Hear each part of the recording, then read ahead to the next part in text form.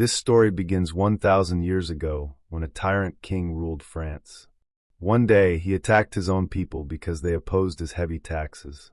The king started killing them one by one with his sword. At that moment, his son Ainon and his mentor Bowen arrived at the battlefield. Ainon wanted to participate in the fight, but Bowen stopped him and explained that this wasn't a war, it was oppression against the poor. Soon, the king killed most of the people present and began setting their homes on fire. But this proved to be his greatest mistake, because many people hiding in the houses emerged with weapons and surrounded the king. Seeing this, Ainon ran toward the village to save his father. Meanwhile, the villagers killed the king. Just then, Ainon reached his father and tried to run away with his crown.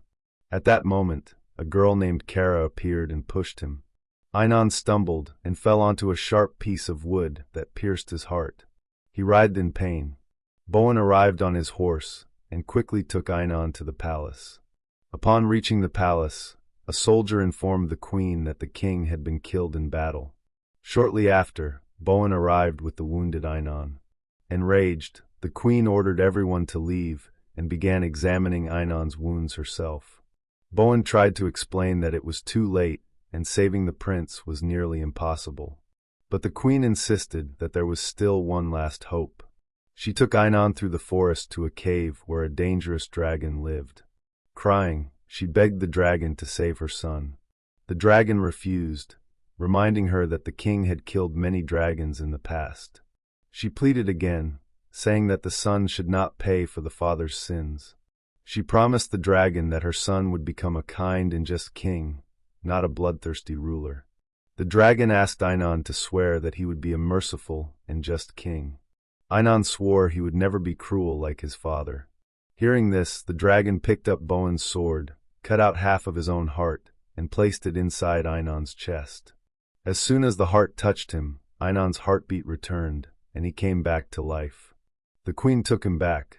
As they left, the dragon asked Bowen to keep reminding Ainon of his promise. On the way, Ainon ordered his soldiers to build a new, impenetrable fortress for him. All the villagers were taken captive and forced to build it. In reality, Ainon had lied to the dragon. He turned out to be even more ruthless and dangerous than his father. He summoned the village chief, Kara's father, who had killed the king, and cruelly blinded him. Kara watched all this from behind a tree. Bowen arrived and tried to rescue the enslaved villagers. He told Ainon that this was madness, and that oppressing his own people would bring him nothing. He also reminded him of the oath he took before the dragon. But Ainon had completely changed. After becoming king, he had lost all compassion. Disheartened, Bowen left the kingdom and headed straight to the dragon's cave. He accused the dragon of turning Ainon into a tyrant by giving him half his heart. The story jumps 12 years ahead. Bowen is still searching for the dragon who gave his heart to Ainon. Suddenly, a fierce dragon flies over the village fields.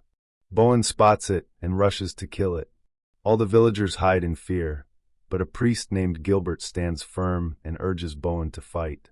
A fierce battle takes place between Bowen and the dragon. Bowen ultimately defeats it. Then the king's soldiers arrive. Bowen demands a sack of gold, as the king had promised such a reward for slaying a dragon. Meanwhile, Kara goes to the mines to meet her blind father. But Ainon arrives there with a bow and arrow, preparing to kill him. Kara pleads for her father's life, but Ainon ignores her and kills him in front of her. Elsewhere, Bowen reaches a waterfall in search of another dragon. Gilbert joins him to witness Bowen's strength. Gilbert unknowingly sits on the dragon's head, mistaking it for a rock. The angry dragon dives into the waterfall, and Bowen follows it into a cave. Inside, they fight fiercely until the dragon flies away. Bowen ties a rope to its leg and is dragged through the forest. He ties the rope to a tree, and the dragon crashes to the ground. Gilbert arrives and watches from afar. The dragon tells Bowen that all the other dragons are dead, and he is the last. If Bowen kills him, all dragons, and the gold given for killing them, will vanish. Hearing this, Bowen decides to strike a deal with the dragon. They'll pretend to fight so Bowen can keep collecting rewards. The next day, the dragon terrorizes the fields. His fire and roars burn crops, and people run in fear. The local commander begs Bowen to save them. Bowen sets a trap and shoots an arrow at the dragon. It hits his arm, but the dragon pretends to die and falls into the water. Everyone believes the dragon is dead. Bowen begins traveling from village to village, pretending to slay the dragon and collecting gold. One day, the dragon tells Bowen not to cheat poor farmers. Bowen replies that the gold comes from Einon's treasury, not from the people's pockets. At night, Einon celebrates in his palace, enjoying music and wine, basking in his brutal victories. Kara sneaks in, hidden in a blanket, and tries to attack him. But Einon sees her reflection in a mirror, turns around, and stops her attack. He captures her and says he remembers everything, that she's the same girl who wounded him during the battle. That same night, the dragon and Bowen sit by the forest. Breaking the silence, the dragon asks Bowen why he wants to kill dragons. Bowen, furious, blames the dragon who gave Einon half a heart, turning him into a cruel king. The dragon angrily says it wasn't the dragon's fault. It was Einon who broke all his promises. But Bowen refuses to believe it. Suddenly, the dragon is wounded in his side and falls in pain. At that same moment, Kara had stabbed Einon in the arm inside the palace. This reveals the truth. This dragon is the one who gave half his heart to Einon. Their lives are now linked. When one is hurt, the other suffers too. After Einon leaves the palace, the queen sneaks through a secret passage to Kara. Her eyes are filled with regret. She realizes Einon made a grave mistake by lying to the dragon. She helps Kara escape through the palace sewer. The next day, Kara reaches the village and tells everyone that enough is enough. They must revolt against Einon. But the villagers tremble in fear and refuse to face him. Just then, Bowen arrives with his dragon. The dragon begins attacking the village.